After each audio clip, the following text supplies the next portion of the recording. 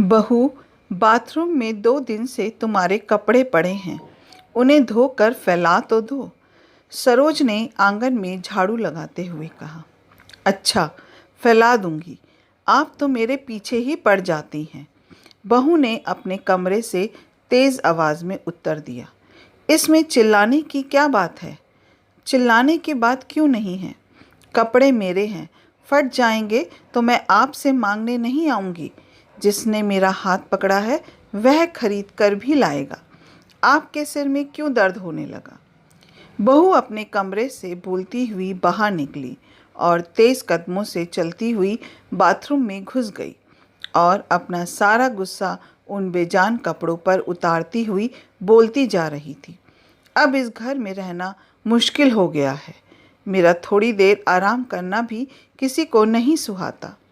इस घर के लोग चाहते हैं कि मैं नौकरानी बनकर सारे मकान की सफाई करूं, सबकी सेवा करूं, जैसे मेरा शरीर हाड़ मांस का नहीं पत्थर का है।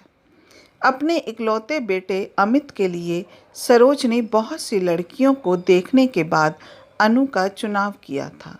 दूध की तरह गोरी और B.Com तक पढ़ी सर्वांग सुंदरी अनु को देखते ही सरोज उस पर मोहित सी हो गई थी और घर आते ही घोषणा कर दी थी कि मेरी बहू बनेगी तो अनु ही, अन्यथा अमित भले ही कुंवारा रह जाए।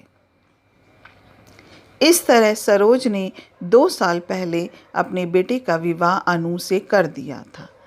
अनु अपने पूरे परिवार की लाडली थी, विशेषकर अपनी माँ की। इसलिए वह थोड़ी जिद्दी, अहंकारी और स्वार्थी थी। उसके घर में उसकी माँ का ही शासन था। बचपन से अनु को माँ ने यही पाठ पढ़ाया था कि ससुराल जाने के बाद जितनी जल्दी हो सके अपना अलग घर बना लेना। संयुक्त परिवार में रहेगी तो सास ससुर की सेवा करनी पड़ेगी। वैसे तो सरोज के परिवार में भी किसी चीज़ की कमी नहीं थी, पर अनु के परिवार के मुकाबले उनकी स्थिति कुछ कमज़ोर थी। सरोज के पति सुरेश एक कंपनी में हेड अकाउंटेंट थे।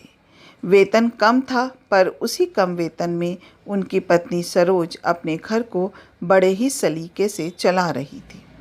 साथ ही अपने इकलौते बेटे अमित को भी उन्होंने अच्छी शिक्षा दिलवाई थी। इस समय अमित एक विदेशी कंपनी में प्रोजेक्ट मैनेजर के पद पर कार्य कर रहा था, जिसकी शाखाएं देश भर के बड़े बड़े शहरों में थी। अमित को अक्सर अपनी कंपनी की अलग अलग जगह की शाखाओं का दौरा करना पड़ता था। अमित जानता था कि कितनी कठिनाई से उसके मम्मी पापा ने उसे अच्छी शिक्षा दिलवाई है, इसलिए उसका झुकाव हमेशा अपने माता पिता और अपने घर की ओर रहता था। वह अपने वेतन में से कुछ अनु को देकर बाकी पैसा अपनी मम्मी के हाथों में रख देता था। 2-3 महीने तो अनु ने यह सब देखकर सहन किया। यहाँ की सारी स्थितियों की जानकारी वह अपनी माँ को बताना कभी नहीं भूलती थी। हर रात दिन भर की घटनाओं की जानकारी वह अपनी माँ को दे दिया करती और माँ उसे अपना गुरु मंत्र देना कभी नहीं भूलती थी। करीब 3 महीने बाद अनु ने पहले तो अपने पति पर शासन करना शुरू किया और जब वहाँ बात नहीं बनी तो उसने अपनी सास सरोज से बात बात में झगड़ा करना शुरू कर दिया। एक बार जो उसका मुंह खुला तो उसने सरोज की हर ईंट का जवाब पत्थर से देना शुरू कर दिया। अब तो इस घर में हर दिन सास बहू में झगड़ा होने लगा। जिस घर में अनु के आने से पहले जो शांति थी, अब उस शांति का वहाँ नामो निशान भी ना रहा। अब सरोज की दोपहर घर से थोड़ी दूर एक कमरे में गरीब बच्चों को पढ़ाने में व्यतीत होने लगी। सुरेश एक शांति प्रिय व्यक्ति होने के नाते दोनों को कुछ भी कह नहीं पाते थे। पत्नी को अधिक प्यार करते थे, इसलिए उसे अपने तरीके से समझा दिया और बहू के मुंह लगना उचित नहीं समझते थे, इसलिए वे अपने ऑफिस से लेट आने लगे। अमित की भी यह स्थिति थी। जिस माँ ने तमाम मुश्किलें झेलकर उसे पाला पोसा, पढ़ा लिखा कर इस लायक बनाया कि वह इज्जत की रोटी कमा सके, उनसे वह कठोर बातें बोल ही नहीं सकता था। लेकिन अनु के सामने उसकी हिम्मत ही नहीं होती थी। उधर अनु रात दिन अमित के कान भरने लगी थी कि अब वह इस घर में नहीं रहेगी। उसे या तो वह उसके मायके पहुंचा दे या दूसरा मकान किराए पर लेकर रहे। शाम को जब अमित ऑफिस से आया तो सीधे अपने कमरे में गया। कमरे में अनु बाल बिखेरे अस्त व्यस्त कपड़ों में गुस्से में बैठी थी। अमित ने उससे पूछा, आज क्या हुआ? इस तरह क्यों बैठी हो? आज फिर माँ से झगड़ा हुआ क्या? और क्या, तुम्हारी माँ मुझसे प्यार से बात करती है? शेरनी की तरह घुर्राते हुए अनु ने कहा और उसकी आंखों से आंसू बहने लगे। इसी के साथ दोपहर का सारा वृतांत अनु ने नमक मिर्च लगाकर बता दिया। पुरुष सब सह सकता है पर सुंदर स्त्री के आंसू वह सहन नहीं कर सकता। अमित ने फौरन अपना निर्णय सुना दिया कि वह कल ही इस घर को छोड़ देगा। यह बात सुनते ही अनु के आंसू कपूर की भांति उड़ गए। सोते जागते रात गुजर गई। सुबह जल्दी उठकर अमित घर से निकल गया और करीब 2 घंटे बाद घर आकर माँ से बोला कि मैंने अलग मकान देख लिया है और अनु के साथ दूसरे मकान में जा रहा हूँ। माँ ने कहा, अपने पापा को आ जाने दो, उनसे बात करके चले जाना। नहीं माँ, अब मैं किसी का इंतज़ार नहीं कर सकता। हर दिन कलह से अच्छा है अलग रहना, कम से कम शांति तो रहेगी। ठीक है, मैं तुम्हें रोकूंगी नहीं, क्योंकि अब तुम बच्चे नहीं रहे। जैसा तुम्हें ठीक लगे करो। तुम्हें जिस सामान की ज़रूरत हो ले जा सकते हो, और वैसे भी यह सब कुछ तुम्हारा ही है। कांपती हुई आवाज़ में अमित से कहकर सरोज ड्राइंग रूम में जाकर बैठ गई। उस समय उनकी आंखों में आंसू थे, जिन्हें वह अपने आंचल से बार बार पोंछ रही थी। थोड़ी देर बाद अमित जाकर एक छोटा ट्रक ले आया। साथ में 2 मजदूर भी थे। मजदूरों ने सामान को ट्रक में चढ़ाना शुरू कर दिया। आधे घंटे बाद उसी ट्रक में दोनों पति पत्नी भी बैठकर चले गए। सरोज की हिम्मत नहीं हुई कि वे बाहर निकलकर उन दोनों को जाते हुए देखे। शाम को जब सुरेश जी ऑफिस से आए तब उन्हें अपनी पत्नी सरोज से सारी जानकारी मिली।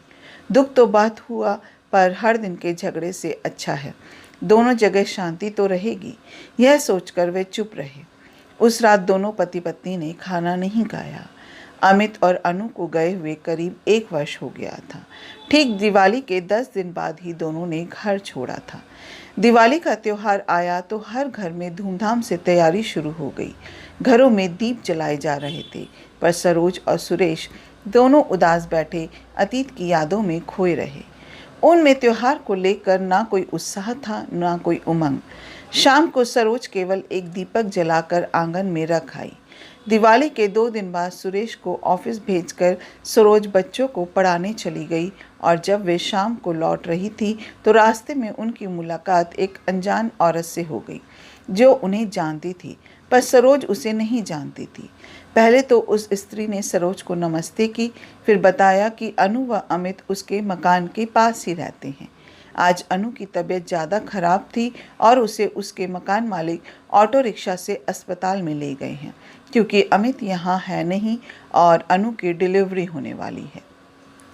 सरोज ने जब उस औरत से यह पूछा कि अनु के मकान मालिक उसे लेकर किस अस्पताल गए हैं, तो उसने वर्मा नर्सिंग होम का नाम बता दिया।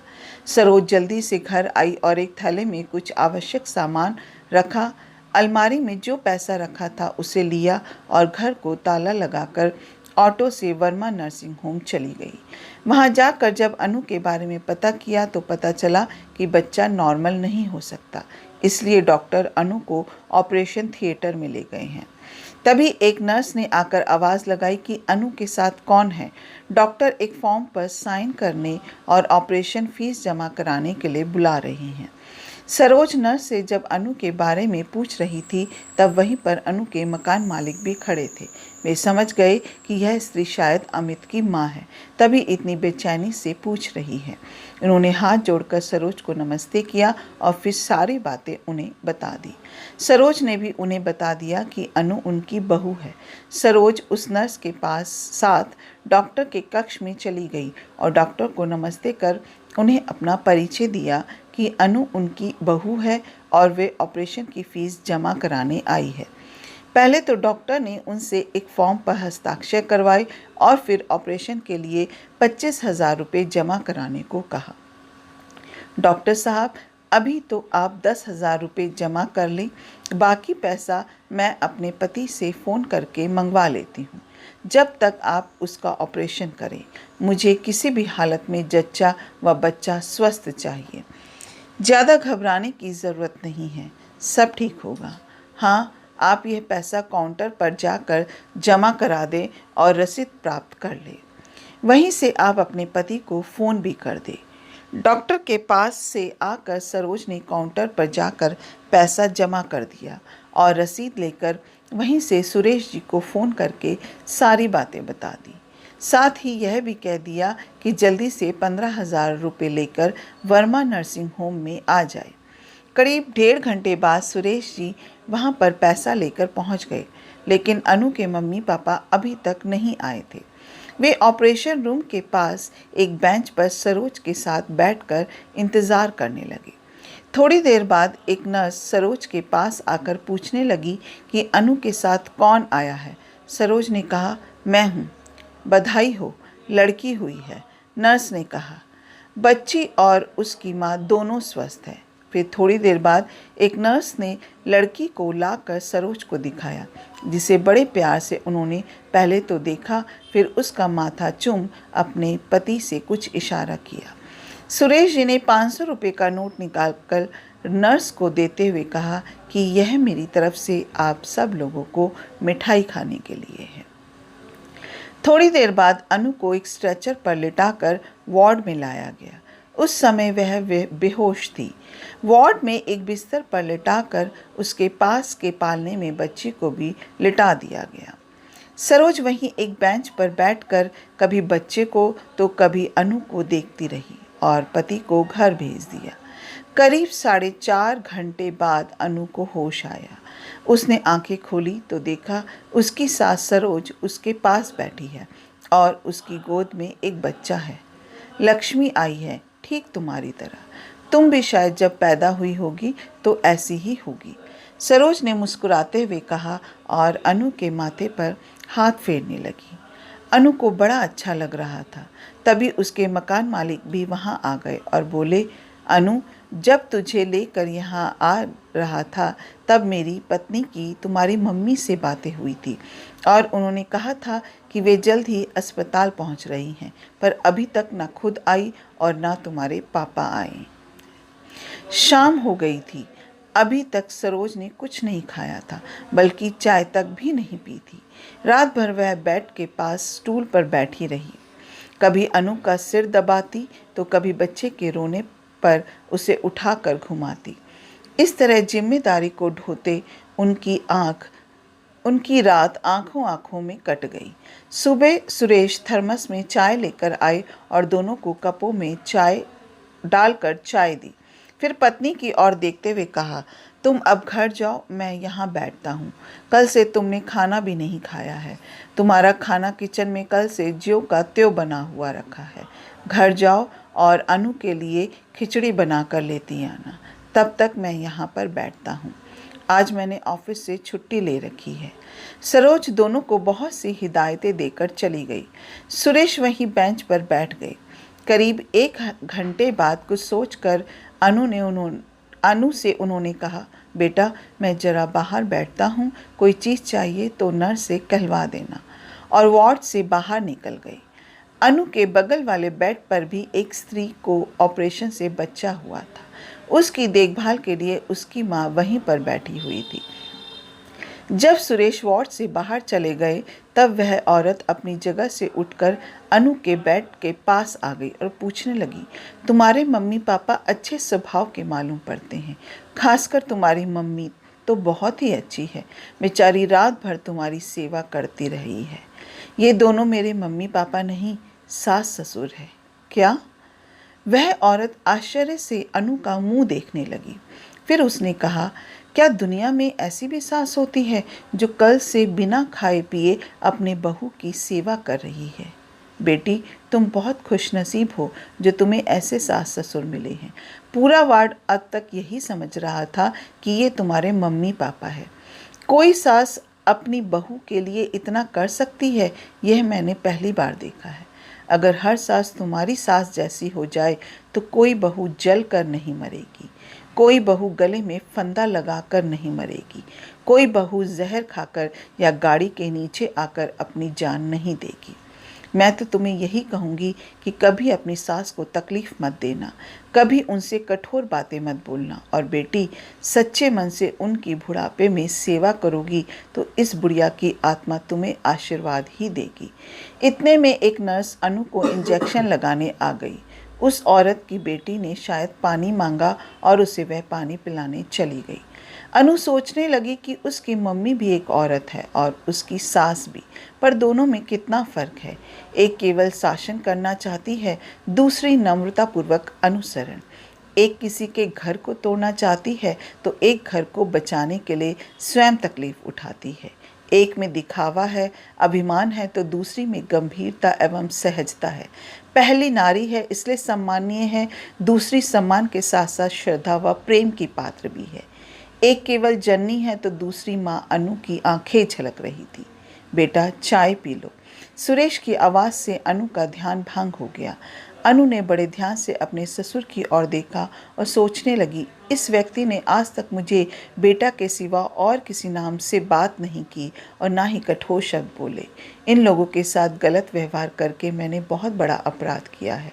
फिर अनु का ध्यान भंग हुआ क्योंकि सुरेश जी बगल वाली स्त्री से कह रहे थे, बहन जी आपको एक कष्ट दे रहा हूँ, आप मेरी बहू को हाथ लगाकर उठा दे ताकि वह चाय पी ले।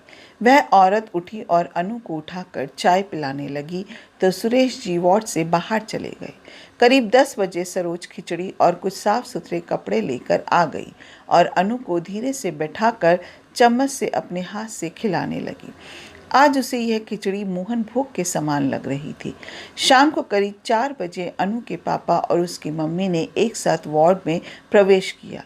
उस समय सास सरोज अनु के बालों में कंघी कर रही थी। बेड की दूसरी तरफ एक खाली बेंच पर वे दोनों बैठ गए।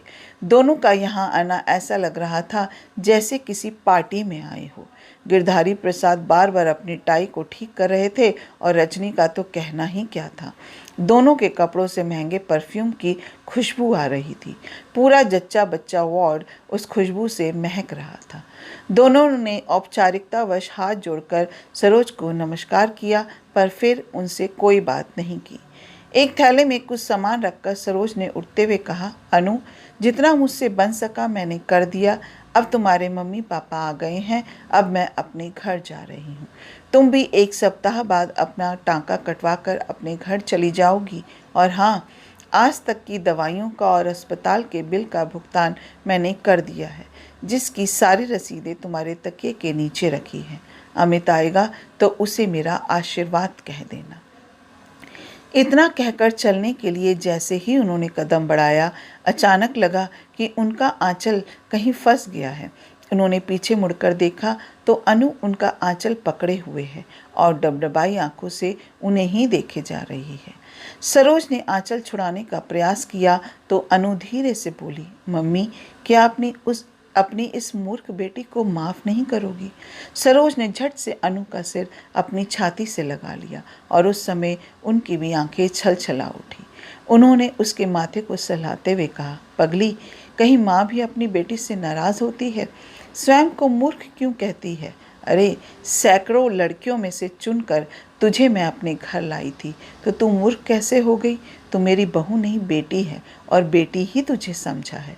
सरोज रोती जा रही थी और कहती जा रही थी, ज़्यादा नहीं रोते बेटा, अभी तुम्हारा शरीर कमज़ोर है, टाँके कच्चे हैं, रोने से उन पर जोर पड़ता है और टूटने का भय रहता है। यह कहते हुए वे अपने आंचल से उसके आंसुओं को पोंछने लगी। अचानक सरोज का ध्यान दूसरी तरफ बैठे गिरधारी प्रसाद और उनकी पत्नी रजनी की ओर गया तो वे लोग कब के चले गए थे। शायद रजनी ने सोचा होगा कि यहाँ अब उनका कोई काम नहीं, क्योंकि उनकी कोई भी विद्या अब अनु पर असर नहीं करने वाली। 1 सप्ताह बाद अनु के टाँके कट चुके थे और उसे अस्पताल से छुट्टी की अनुमति मिल गई थी। अमित भी टूर से वापस आ गया। जब वह अपने कमरे पर गया तो उसे वहाँ सारी बातों की जानकारी मिल गई। वह अपना सामान कमरे में रखकर सीधे ही अस्पताल चला गया। माँ को अनु के पास देखकर पहले तो ग्लानि से अमित के पाँव ही आगे नहीं बढ़ पा रहे थे, लेकिन जब उसने अनु और अपनी मम्मी को मुस्कुराते हुए देखा तो मम्मी के पास जाकर उनके चरण छूकर प्रणाम किया। अस्पताल से जिस दिन अनु को छुट्टी मिली, उसने स्पष्ट कह दिया कि वह अब किराए के मकान में न जाकर मम्मी के साथ सीधे अपने घर जाएगी। इसलिए उसे लेकर सरोज घर आ गई थी। अब उसके घर में खुशियां ही खुशियां थी। सभी के चेहरे मुस्कुराते रहते थे। नन्ही सी जान सबके लिए खिलौना बनी हुई थी।